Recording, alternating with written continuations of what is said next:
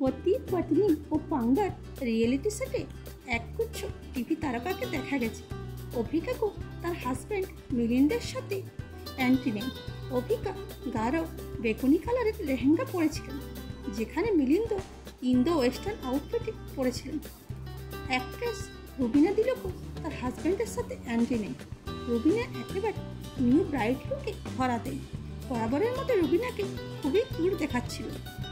অন্যদিকে দেবলীনা ব্যানার্জি তার হাজব্যান্ড গুরমিত চৌধুরীর সাথে অ্যান্টি নেই। দেবলীনা প্রপার বাঙালি ব্রাইড লুকে ধরা দেয়। অন্যদিকে গুরমিত প্রপার বাঙালি বস সাজে হাজির হয়। আবার হিনা খানও তার হাজব্যান্ড জাহির ইকবালের সাথে হাজির হয়। তবে হিনা কিছুদিন আগে বিয়ে হলেও হিনা ওয়েস্টার্ন ড্রেস ক্যারি করেন।